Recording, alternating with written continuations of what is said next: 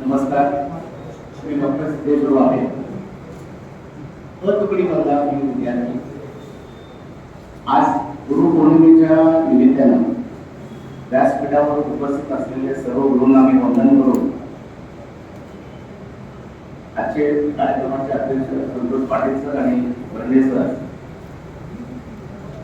आज एवढ्या वर्षानंतर आपण सर्व दहावीचे वर्ग मित्र सर्वजण आपण इथे एकत्रित आलो आहोत. याचं श्रेय मी सलीम मुंडेकरी यांना देतो.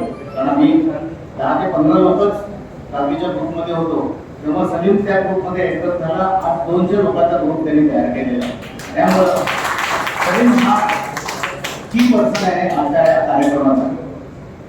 विशेष म्हणायचं तर सांगायचं तर सिद्धेश्वर शाळेच्या मध्ये हे आम्हाला घडवले. त्यांनी आम्हाला विद्यार्थी दशेमध्ये ज्ञानार्जन दिलं. तोच आम्हाला पुढच्या आयुष्यामधला तो जीवनार्जनासाठी हा शिदोरी झाला. जो पाया या सर्व गुरुजनांनी आम्हाला इथं रचलेला होता, त्याच्यावर आम्ही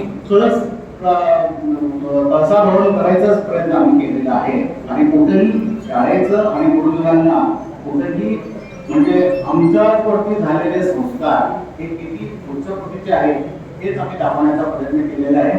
आणि आम्ही आमच्या जीवनामधील नीती मूल्य कुठेही कधीही घडून दिलेले नाही आहे. आणि तोच पाया आज आम्हाला आज आमचे सगळा ग्रुप 61 मध्ये आहोत आम्ही. आणि या 61च्या आशीर्वादासाठी हे सर्व गुरुजन वर्ग आज आमच्याकडे आहेत. हा आमचा अमूल्य ठेवा राहणार आहे. आणि आम्हाला आमचं आयुष्य वाढीसाठी सुद्धा हा आशीर्वाद नक्कीच आम्हाला प्रेरणादायी राहील असं मला वाटतं. आजच्या काळामध्ये आपण बघतो, आता मला सांगितलं की विरोधी त्यावेळेला काळाफळा आणि करू या दोन गोष्टींवरतीच या सरांनी शिकवलं. पण आता आपण बघतो व्हॉट्सअप सुरू झालेला आहे आणि मोबाईलवरती आपल्याला सगळ्याचं ज्ञान त्यांना मिळत आहे. परंतु त्याच्यामध्ये जो आपुलकी संवाद हा जो आहे तो सगळा तुटत गेलेला आहे. माझ्या अनुभवानुसार बघितलं तर शाळा, प्राथमिक शाळा नंतर कॉलेज जीवन, नंतर परत आपल्या व्यावसायिक जीवनातले सगळे लोक एकत्रित असले तरी सुद्धा शाळेमधला गुरु हा जीवनात कधीही विसरत नाही. कारण का तो प्रत्येक वेळी वाटाण्यासारखं काम करतो. आणि त्यावेळेला प्रत्येक क्षणी आपल्याला, आता काही विद्यार्थ्यांनी सांगितलं की मार खाल्लेला आहे, मार खाल्लेलो नाही, त्यांनी योग्य मार्ग दाखवलेला आहे असं मी म्हणेन. अजून एक गोष्ट सांगायचं म्हणायचं, कानवरे मॅडमना आठवत असेल, आमच्या 5वी वर्गामध्ये ओसवाल म्हणून एक विद्यार्थी होता. ओसवाल, राजू ओसवाल. तो आणि मी एका बेंचवरती बसायचो. तो आज राष्ट्रीय संत आहे जैन धर्माचा. त्याला सोलापुरात आणायचं म्हणलं तर 7 ते 8 करोड रुपये खर्च होतो.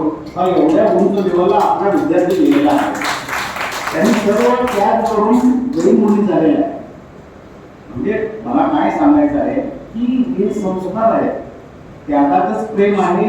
हे सगळ्या जगाला शिकवण्यासाठी सुद्धा तुमचा एक विद्यार्थी पुढे गेलेला आहे. हे मला इथं विशेषत्वानं नमूद करावं असं वाटतं. आता इथं बिलकुंडे सर आहेत, त्यांनी आम्हाला चित्रकलेमधून इतक्या उंचावर घेऊन गेले. आज फोटो बघितला बोर्डाचा, तर त्यावेळेला अभिमान वाटला. अजूनही तो बोर्ड त्यावेळेचा इथंच आहे. केडी सरांनी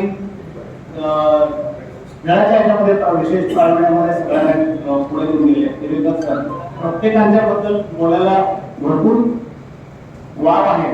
परंतु मला एवढं एका वाक्यात सांगायचं आहे, या लोकांनी घडवलं म्हणून आम्ही घडलो.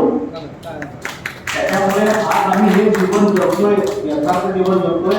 गुरुराज जल्लाटीने सांगितलं, मुंडेकरांनी सांगितलं की आमच्या ग्रुपमधील जवळजवळ 90 ते 95% विद्यार्थी, कनाळे सरांनी त्यांच्या पत्रामध्ये सांगितले की प्रत्येक उच्च पदस्थ आहोत आम्ही. काही एज्युकेटिव्ह इंजिनियर आहेत, डॉक्टर आहेत, चांगल्या मोठ्या व्यावसायिक आहेत, सगळ्या चांगल्या स्तरावरती आहेत.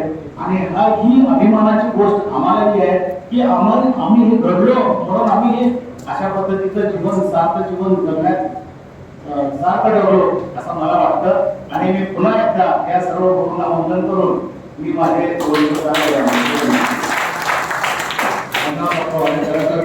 वेळेच्या अभावी आपण आपले विचार आम्ही व्यवस्थित ऐकू शकलो नाही, त्याबद्दल विधी व्यक्त करतो. आपण इतक्या विद्यार्थ्यांच्या प्रतिक्रिया आहेत, आपण ज्यांच्यासाठी आपण तिथे आहोत, ज्यांच्यासाठी हा कार्यक्रम आपण